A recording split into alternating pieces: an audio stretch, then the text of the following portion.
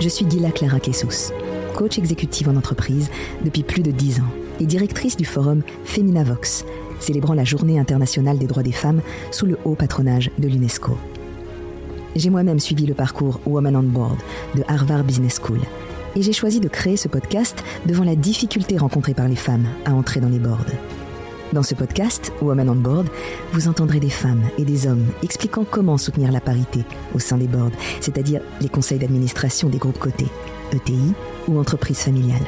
Ils évoqueront leur parcours, partageront leur regard sur cette mixité qui reste problématique dans les sphères dirigeantes et surtout, comment selon eux, on peut changer les choses. Women on Board, un podcast de Harvard Business Review France. Women on Board, le podcast qui aide à mieux comprendre comment les femmes peuvent être plus présentes dans les boards. Avec cette question, faut-il avoir été au COMEX pour pouvoir prétendre à un board ? Pour répondre à cette question, j'ai le plaisir de recevoir aujourd'hui une invitée qui a été membre des COMEX pendant 15 ans. Donc elle maîtrise les gouvernances des fonds et des entreprises familiales et elle a organisé et participé des comités des rémunérations. Elle a construit à partir de 2015 des politiques de mixité et elle contribue à la promotion de femmes à des postes de direction générale. En 2024, elle publie un guide « Repenser la promotion des femmes à l'ère de la loi Rixain ». On est donc dans le cœur du sujet. J'ai le plaisir de recevoir aujourd'hui Dominique Podesta. Merci d'être parmi nous. Bonjour Lila. Donc on va revenir sur votre parcours, sur votre première expérience de board, pour savoir justement, est-ce que le fait d'avoir été au COMEX vous a aidé à pouvoir prendre ce type de responsabilité ? Alors, les responsabilités dans les boards, moi, je les ai exercées, surtout dans les comités de rémunération, dans ma responsabilité de DRH Group, en fait. En ayant travaillé dans des ETI familiales qui étaient en construction aussi de leur gouvernance, parce que les familles, parfois, font un certain temps pour intégrer un certain nombre d'éléments des gouvernances qui sortent du cadre familial. Et donc, j'ai construit, en fait, à 2 reprises des comités des rémunérations, pas seul, avec des organismes extérieurs et les dirigeants, pour justement apporter du rationnel à la manière dont on gérait les rémunérations des dirigeants.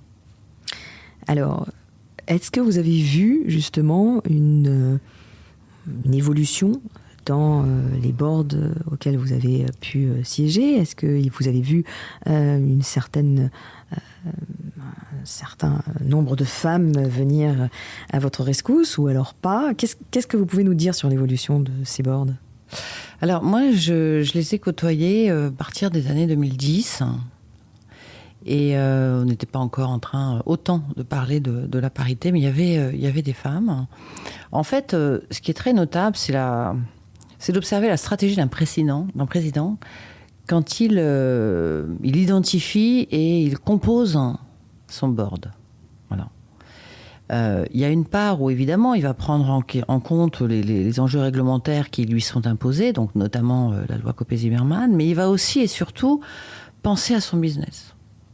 Donc, de quoi j'ai besoin ? Enfin, moi, je les ai observés faire. De quoi j'ai besoin ? Et puis ensuite, effectivement, qui je connais ? C'est une question qui vient assez vite. C'est qui je connais ? Donc, de quoi j'ai besoin et qui je connais, ça veut traduire en termes de besoins pour les femmes de pouvoir postuler. C'est 1, expertise, 2, réseau. Oui, enfin, le marché caché existe dans tous les domaines d'activité. Même une activité commerciale se fait dans des dîners, dans des réseaux d'affaires. Donc c'est aussi applicable à une recherche de mandat pour une femme. La légitimité qu'on a, elle est à la fois à travers le poste qu'on occupe et les responsabilités qu'on a eues. Mais si un président de board ne sait pas ça, il faut bien que quelqu'un lui dise. Alors évidemment, il va recevoir des CV ou il va passer par des chasseurs de tête, mais au fond, on a envie d'avoir autour de soi, évidemment, des gens, des personnes compétentes qui ont les expertises dont on a besoin, mais aussi des personnes en qui on peut avoir confiance. En qui on peut avoir confiance et qui travaillent en équipe. Alors le travail d'équipe dans un board, le travail d'équipe dans un comité exécutif sont des questions qu'il faut poser, oui. Après, comment ça se concrétise ? Ça appartient à l'animation du président et à chaque individualité dans leur capacité à écouter les autres parties prenantes autour de la table et à contribuer ensemble, ce qui est sûr, à un intérêt collectif. Comment s'est passé votre premier recrutement dans un board ? Est-ce que c'est vous-même qui aviez proposé ou est-ce qu'on vous a proposé ? Comment ça s'est passé ? Moi, j'ai juste vraiment travaillé dans des boards au niveau de mandats plutôt bénévoles. Ma présence dans les boards a été plus liée à mon activité professionnelle et c'est fait naturellement par la confiance, en fait. C'est la confiance qui a généré ma présence. Et vous avez accepté alors que c'était bénévole pour des questions d'intérêt, de prestige, en tout cas déjà pas pour le côté financier. En fait, il y a plusieurs façons moi je trouve, d'aborder la prise d'expérience. Se mettre en mouvement. Après, chacun se met en mouvement comme il veut. Moi, par rapport au temps dont je disposais, travailler dans l'univers associatif était une façon de découvrir aussi d'autres univers et de me mettre en mouvement sur ce sujet-là. Parce que ça prend du temps d'être administrateur, c'est pas à négliger, c'est pas juste assister à des réunions, c'est préparer, c'est s'impliquer. Donc c'est le choix que j'ai fait, mais par rapport à mes propres priorités professionnelles, qui étaient plutôt d'être opérationnel et pas de pouvoir consacrer un temps infini. Et puis je voulais découvrir cet univers, voilà, par curiosité aussi. Mmh. Et donc de fil en aiguille, de curiosité en curiosité, vous avez été dans plusieurs boards. Moi, je l'ai été encore une fois sur des fonctions d'experte, plus que sur des fonctions de mandat d'administratrice indépendante. Et alors, justement, en quoi est-ce que ces fonctions d'experte sont différentes de la fonction mandat ? C'est-à-dire que vous êtes plus comme une consultante extérieure, c'est ça ? Ou vous êtes astreinte à toutes les réunions du board ?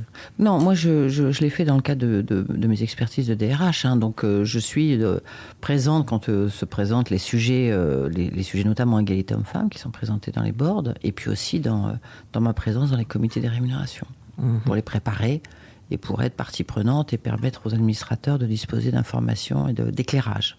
Alors vous qui avez beaucoup travaillé sur cette question d'égalité, de mixité au niveau ressources humaines, qu'est-ce qui vous a le plus plu vis-à-vis des programmes mis en place pour aider les femmes à pouvoir gagner non seulement en confiance, mais pouvoir se proposer dans des postes de dirigeance ou de gouvernance ? Il y a 2 entrées en fait que j'ai utilisées. Alors pour remonter un peu juste le temps, c'est plutôt dans les années 2014 que ça démarre vraiment le sujet avec les lois et qui imposent aussi de négocier sur ces sujets-là. Donc il y a 2 entrées en fait, moi, qui m'ont paru absolument importantes. La première, c'est celle des émotions. L'expression des émotions est différente quand on est une femme ou un homme. Moi, je me souviens quand il y a eu la crise, même un peu avant, en 2008-2009. Je disais aux hommes, vous les hommes, vous ne pleurez pas et vous ne criez pas. Un dirigeant, ça l'a fait sourire. Et pourtant, on affronte tous les deux, avec le même courage, la même détermination et le même respect, les moments de crise. Simplement, on ne l'exprime pas forcément tous de la même façon. Et puis, il y a des personnes, qu'elles soient hommes ou femmes, mais plutôt femmes, qui vont probablement exprimer plus leurs émotions que d'autres. Et donc, ce premier sujet a été un sujet d'observer les femmes et de dire, au fond, elles vont aller chercher à exprimer plus fort ce que leur légitimité, de leur responsabilité leur est donnée naturellement. Et donc, si j'arrive à leur faire prendre conscience, il n'y a pas besoin d'exprimer plus fort ce qui est déjà présent dans l'organisation et les compétences qu'elles ont, alors j'atténuerai probablement ce contraste qui parfois pouvait altérer la façon dont elle travaillait avec les hommes. Et donc j'ai monté les premiers séminaires autour du sujet des émotions et avec des hommes. Avec des hommes ? Et avec des hommes. C'est-à-dire que le féminin n'existe que parce qu'il y a un masculin. Enfin, en tous les cas, je vois difficilement comment c'est possible autrement. Donc c'était aussi avec les hommes. Et ça a été un phénomène qui a vraiment fonctionné et d'ailleurs ce genre de cycles se sont pérennisés. Donc ça c'est le premier angle qui est l'angle des émotions. Le deuxième angle, c'est l'angle des politiques des potentiels. La meilleure façon dont dispose l'entreprise de sélectionner les meilleures personnes pour les postes au moment où on en a besoin, eh bien ça va être dans la politique des potentiels.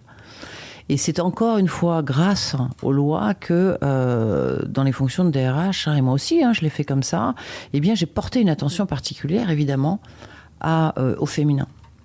Mais pas de manière, pas de quota. C'était plutôt dans les échanges et dans comment j'arrive à connecter les hommes qui ne sont pas habitués, qui n'ont pas les réflexes, mais aussi les femmes. D'ailleurs, parfois, à s'intéresser au féminin. Donc, avec des questions, pourquoi tu n'as pas pensé à cette femme tu m'as dit qu'elle était très bien, et pourquoi elle n'est pas sur le poste? Pourquoi tu ne la mets pas dans ton plan de succession? Et pourquoi pas elle? Donc, on a un rôle et une responsabilité aussi dans la fonction RH, de stimuler d'autres façons de voir. Ça ne va pas forcément se faire le lendemain, mais ça se fera. Donc les programmes potentiels sont vraiment les plus importants. Puis après, il y a une évolution aussi. Faire des programmes potentiels dans les années 2010, c'était beaucoup, et j'en ai fait beaucoup, donc je respecte beaucoup, avec des grandes écoles. Voilà. Et puis plus on avance dans les carrières des femmes, plus elles ont pris des responsabilités, et plus donc elles ont fait une très bonne école déjà. Elles ont déjà fait dans d'autres entreprises des programmes avec des super écoles, donc quand on en est à la 3e société dans leur carrière, qu'est-ce qu'on va leur apporter de plus d'aller dans une autre école qui n'a pas le même nom, mais qui a le même prestige? Et donc, en fait, la question s'est posée pour moi de travailler sur l'entraînement. Donc, comment je travaille, je m'entraîne à être ce que je suis et à devenir la fonction que je souhaite occuper. Donc, beaucoup travailler sur, le mentorat. Comment je crée des alliances qui vont me permettre de décoder le poste suivant que je souhaite, de lire comment fonctionnent les dirigeants qui sont en place. Donc le mentorat. La deuxième chose, c'est le co-développement, qui est une façon de se former qui est apparue il y a une dizaine d'années vraiment. Champagne et paillettes. Et qui est d'une grande richesse en fait. C'est-à-dire je vais puiser chez l'autre ce qu'il a déjà vécu dans une situation un peu équivalente. Et je vais me nourrir de ça. La troisième, c'est l'expérience. C'est-à-dire qu'aujourd'hui, c'est l'expérientiel qui, pour moi, vraiment va permettre d'assimiler des nouvelles compétences. Dans votre livre « Repenser la promotion des femmes à l'ère de la loi Rixain », est-ce que vous avez trouvé un moyen de pouvoir faire en sorte que l'homme se définisse plus en tant que partenaire dans cette volonté de parité, plutôt que mentor? On a de très belles histoires de mentorat d'hommes vis-à-vis de femmes, mais l'homme, dans sa volonté de pouvoir être partenaire, se doit d'être autre chose que toujours celui qui doit montrer le chemin ou celui qui vient en aide. Est-ce que vous avez pu imaginer, par exemple, des programmes d'éducation qui seraient uniquement dédiés aux hommes pour arriver à ce que le docteur Mukwege dit masculinité positive, essayer d'imaginer en fait des hommes qui sont fiers en fait de pouvoir se tenir aux côtés des femmes dans une volonté de réintégrer les droits des femmes dans les droits humains? Alors, pour avoir eu la chance de travailler 20 ans de ma vie sur 30 pratiquement, qu'avec des hommes, j'ai l'expérience que les hommes aiment les femmes. La question qui se pose dans des prises de responsabilité, c'est pas d'aimer les femmes, c'est de leur donner les responsabilités. Et autant quand on est, on l'a vu avec la loi Copé-Zimmermann, autant quand on est dans un conseil d'administration, et c'est ce que dit le guide, autant quand on est dans un conseil d'administration, il y a des quotas, c'est très clair, on est sur un rôle non exécutif, et donc toutes ces femmes qui ont des vrais talents, des vraies expériences, sont plus facilement recrutées. Elles sont là, elles étaient là, on les voit, il y a les quotas, donc ça marche.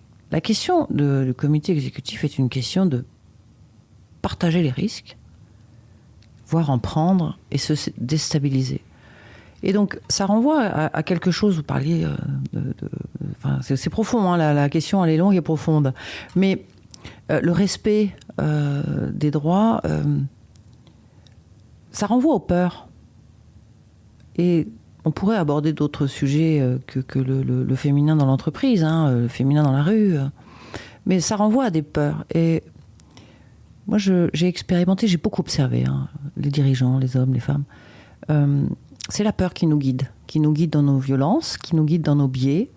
Et on le voit dans les promotions des femmes. Quand les femmes sont jeunes, on voit qu'elles arrivent assez facilement à grimper un certain nombre de marches. Et les hommes sont formidables. Parce qu'ils sont dirigeants, ils ont plutôt 50 ans. Et ils promeuvent. Il n'y a pas de risque, pas de peur. C'est formidable. Et puis la question se pose quand on a finalement une femme qui est père dans une organisation qui n'est pas loin. On dit, je vais lui donner, mais à ce moment-là, elle a commencé à avoir du caractère, fonctionner différemment. Alors est-ce que ça renvoie à des peurs ? J'en fais l'hypothèse. Donc c'est les dernières marches qui sont les plus difficiles. Et donc les dernières marches, elle nous amène à identifier le costume d'abord, qu'on va occuper. Et elle devrait amener aussi les hommes qui vont prendre ces décisions à écouter leur peur aussi. Je crois que les hommes aiment les femmes, mais professionnellement, c'est pas ce qu'on leur demande en fait. Professionnellement, c'est de dire dans un COMEX, comment je réunis les meilleures compétences pour réussir ma performance économique et sociale et ma feuille de route court terme et long terme. Il y avait un très beau bouquin américain de Jim Collins, de la performance à l'excellence. Ça commence par avoir les meilleures équipes. La question, c'est quelles sont les meilleures équipes?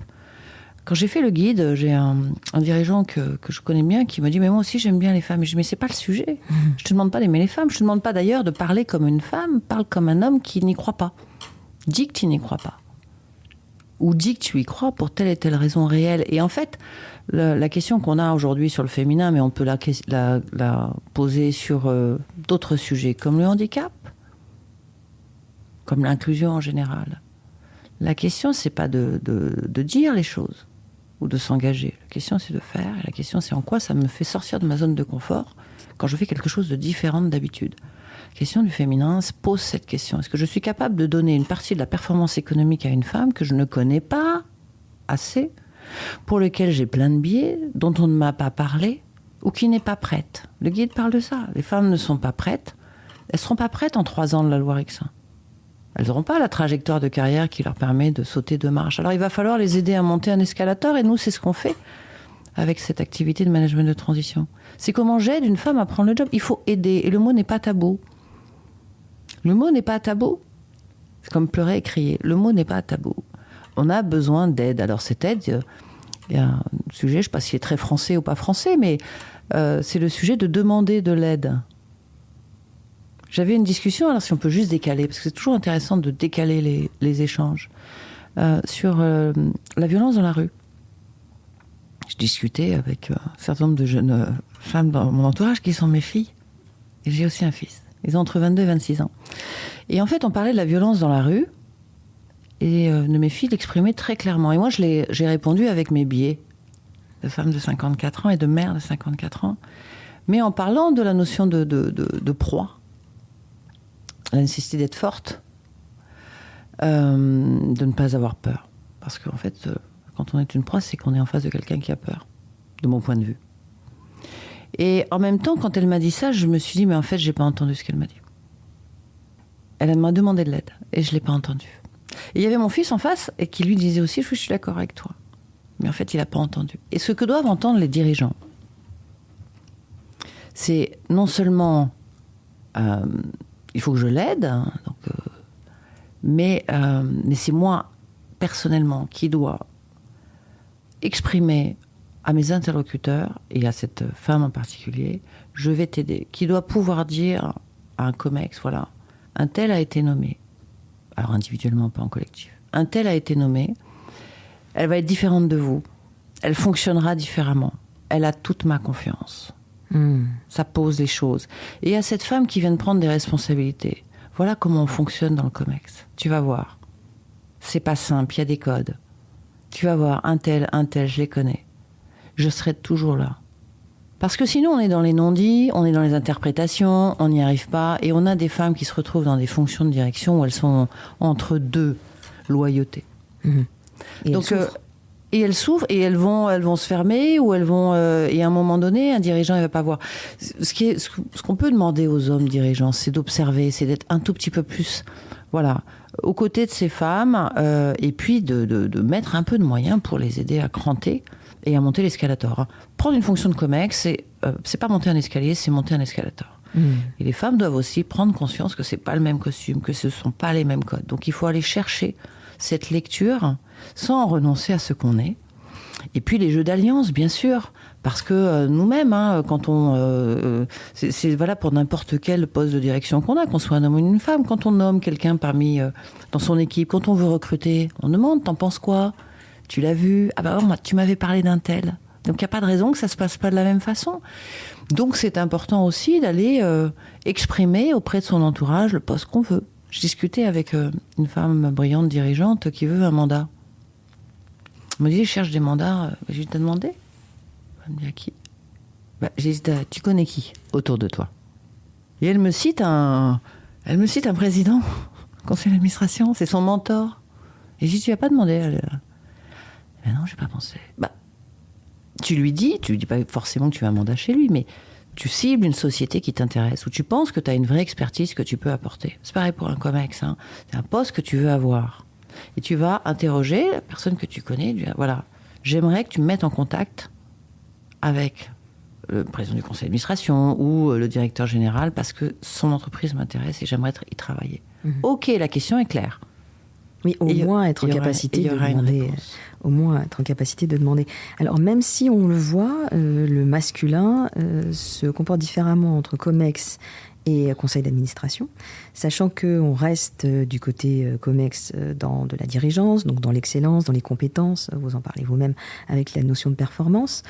Alors que le conseil d'administration, on touche quand même à quelque chose qui est plus de l'ordre de la stratégie et l'orientation globale. Donc on rentre dans quelque chose qui est quasi presque plus politique. Donc c'est vrai que pour la femme, se poser la question de savoir est-ce que je suis légitime et est-ce que je vais être acceptée dans ce cadre-là, c'est peut-être aussi lié au fait qu'on sort complètement des codes de la compétence. Alors si les femmes administratrices nous écoutaient... elles seraient peut-être en colère. Il y a des vraies compétences. Hein, alors quand je dis elles sortent de la compétence, elles sortent de leur compétence d'expertise. Parce qu'il me semble que les femmes administratrices ne font pas que de l'expertise. Elles ont été, elles ont été choisies pour leur expertise, mais au bout d'un certain temps, elles réalisent en fait qu'elles ne sont pas là pour leur expertise. Elles sont là pour, on va dire, une vision beaucoup plus large. Bien sûr. Alors, il y a des jeux politiques, moi je crois qu'il y en a partout. Hein. Des jeux politiques, il y en a à l'Assemblée nationale, il y en a dans les conseils d'administration et il y en a dans les COMEX. Donc ce jeu politique est une compétence qu'il faut acquérir. Et une conscience qu'il faut avoir et une lucidité qu'il faut avoir. Après, ce qui est, moi je trouve très rassurant, très, très intéressant dans les conseils d'administration, c'est qu'il y a une réglementation, en quelque sorte, des responsabilités attendues d'un administrateur indépendant. Il est là pour contrôler, il est là pour challenger, et il est là pour soutenir. Et il est indépendant. Et ça, je crois que ce cadrage-là permet aussi à une femme de se sentir à l'aise dans la responsabilité qu'elle occupe. Et d'apporter son expertise, son éclairage, et de parler sur le sujet exprimé par un autre. Elle est là pour prendre en conscience des décisions. Et on va lui demander d'approuver des décisions. Donc, elle peut le faire en conscience et s'autoriser parce qu'elle a un mandat. Et que d'une certaine façon, il n'y a pas de hiérarchie établie comme quand on est dans un COMEX où il y a une hiérarchie. Et donc la hiérarchie contractuelle du contrat de travail, évidemment, est un limitant.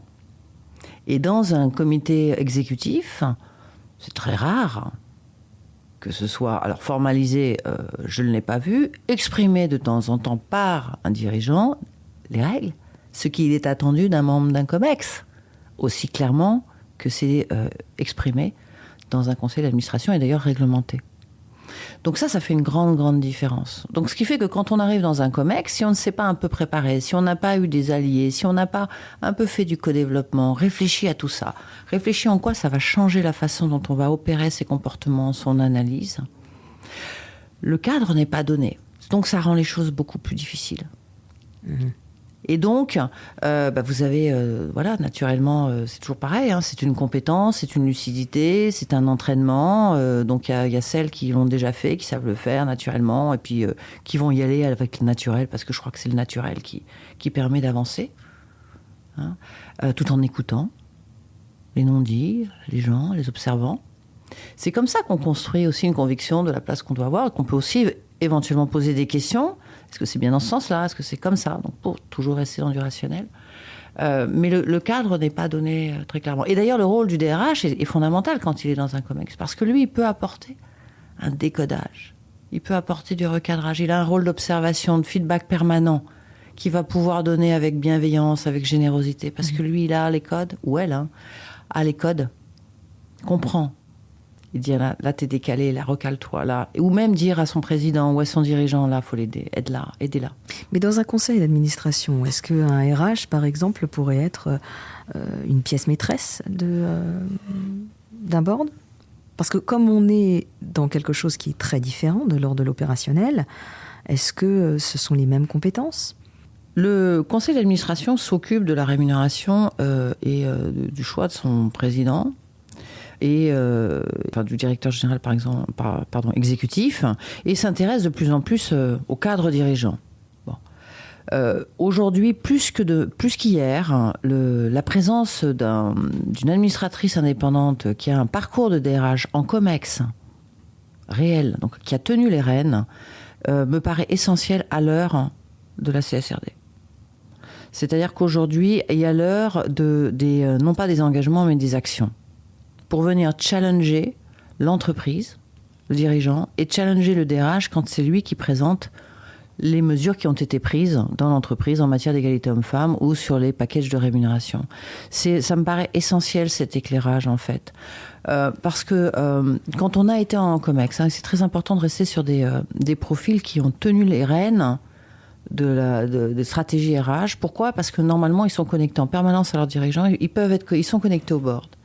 S'ils sont observateurs, s'ils ont travaillé les problématiques justement du passage de l'exécutif au non-exécutif et de ce qu'on peut attendre aussi des réglementations de gouvernance, notamment, encore une fois, tous les enjeux de RSE aujourd'hui, il y a des enjeux humains. Il y a des enjeux de diversité, il y a des enjeux d'inclusion, il y a des centaines d'indicateurs qui vont être des indicateurs sortis des données RH.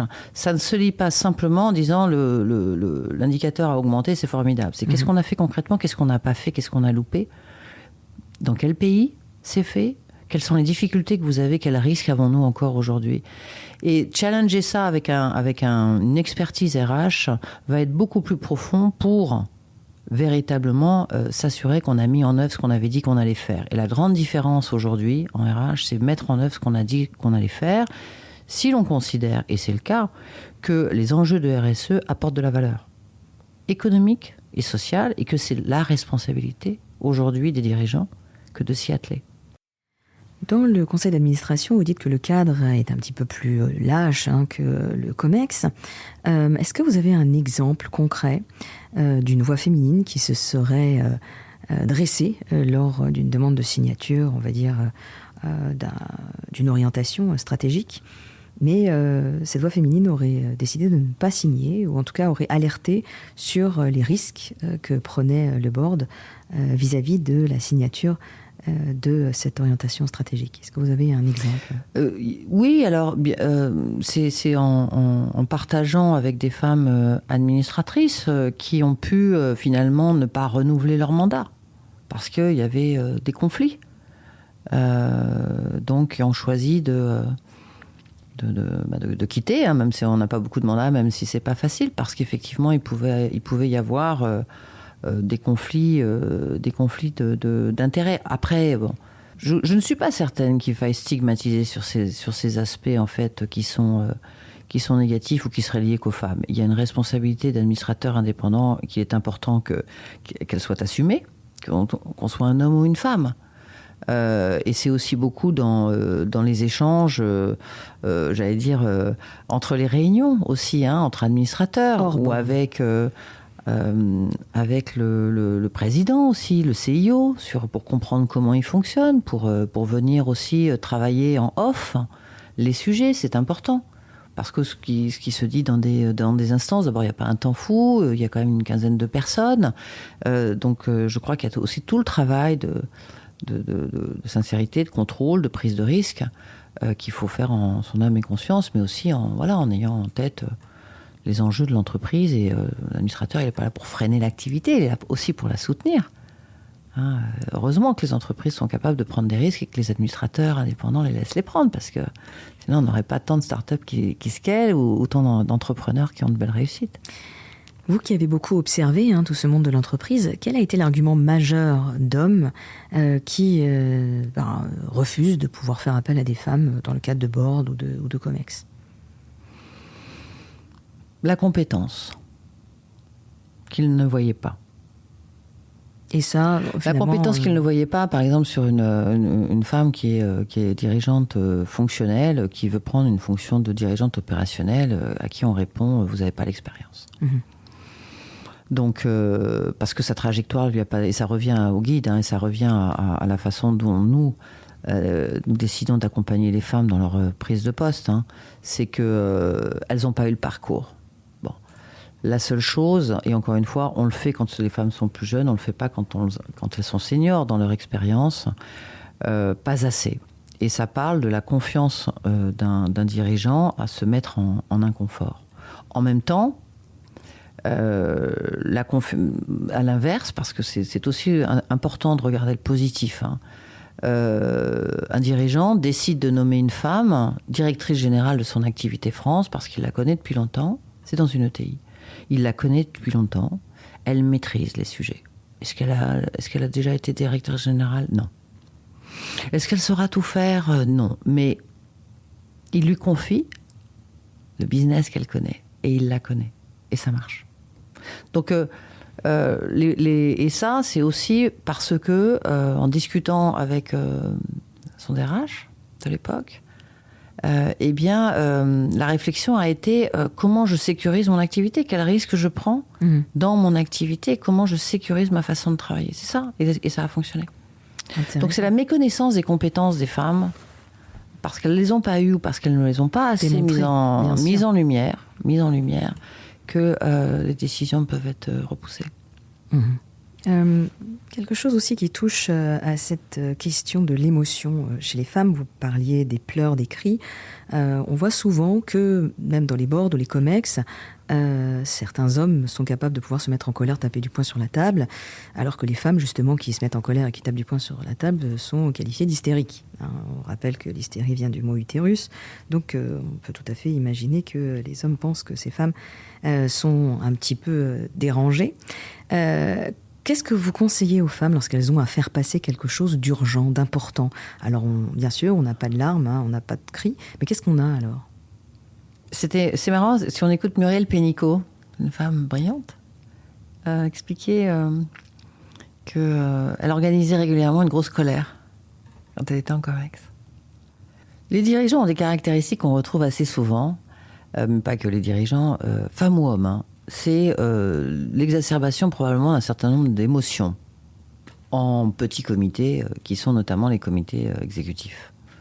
Et donc, qu'on soit homme ou femme, je crois qu'il y a un entraînement à avoir, à absorber les émotions des autres et à les contrôler soi-même. C'est, je pense, une formation obligatoire que devrait faire n'importe quel dirigeant et n'importe quel membre de COMEX. Donc un travail sur l'intelligence émotionnelle, c'est ça ? Absolument nécessaire. Pour soi et pour les autres. Pour arriver à se décoder. Ça, c'est essentiel. Après, que doivent faire en particulier les femmes ? Rien de plus ou rien de moins que les hommes. Elles sont moins sournoises, très probablement. Si elles sont 2 ou 3, alors la sororité doit agir. Je crois qu'il y a un terrain incroyable autour de la sororité, ce qui n'est pas toujours le cas dans les fonctions quand on a plusieurs femmes au pouvoir au même endroit. Mais quand on ressent qu'il y a de l'alliance, alors il faut y aller. Parce que la plupart du temps, il y a des vraies alliances pour travailler ensemble, pour sentir une solidarité, un regard, parfois pas grand-chose. Et puis, il y a aussi les stratégies d'alliance à avoir avec les hommes, qui ne sont pas forcément sur le même registre, mais qui fonctionnent. Encore une fois, le dirigeant lui-même peut, s'il veut, prendre un peu sa part en off avec chacun de responsabilité, c'est-à-dire le soutien. Voilà. Quand on évoque l'hystérie des dirigeants, oui.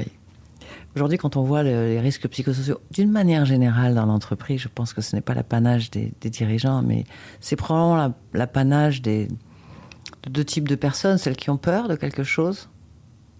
On y revient à la peur. Et puis aussi du monde dans lequel on vit, de permacrise, qui quand même donne d'une manière générale probablement, il faudrait inviter un peu plus de psy, qui donne quand même probablement une tension générale à chacun avec une perte de repère ou une perte de lucidité, de prise de recul suffisante pour se poser. Dominique Podesta, merci d'avoir été parmi nous dans ce podcast Women on Board.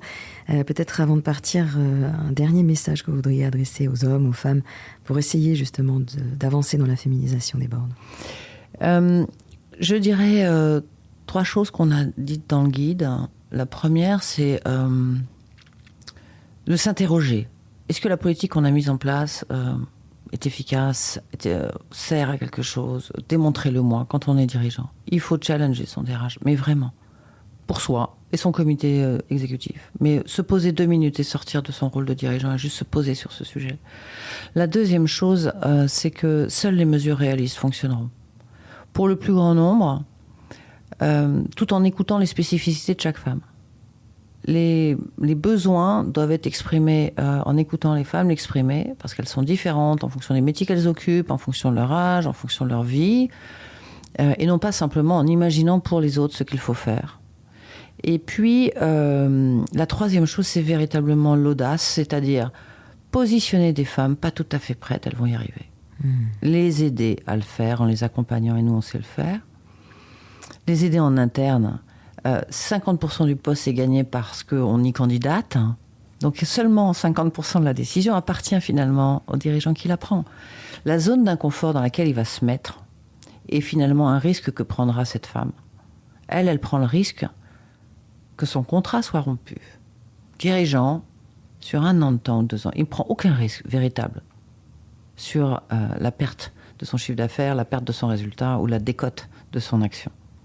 Donc le risque n'est pas de son côté, donc il peut les prendre. Et les femmes doivent oser simplement déjà s'écouter elles-mêmes sur ce qu'elles veulent faire. Considérer que quand on est cadre dirigeant, on décide de sa vie et de ne pas se contenter des descriptifs des fonctions telles qu'elles existent ou des exigences posées par l'entreprise par le passé pour dire voilà, je suis cadre dirigeante et à ce titre, j'ai le droit de dire non à quelque chose, j'ai le droit de m'organiser autrement. Et donc d'avoir cette autorisation-là. Et puis la deuxième, d'oser demander et d'accepter le chemin. C'est le chemin pour y arriver qui est bien entendu le plus long, le plus difficile, mais peut-être le plus beau aussi quand on doit regarder en arrière pour avoir réussi à rentrer dans un board. Eh bien Dominique Modesta, merci encore pour ces bons conseils. On vous souhaite bonne chance et à très bientôt. Merci Ghela, à bientôt. C'est la fin de cet épisode. Merci de nous avoir écoutés. Retrouvez un nouvel épisode de Women on Board tous les 15 jours sur hbafrance.fr et les plateformes d'écoute habituelles. À bientôt.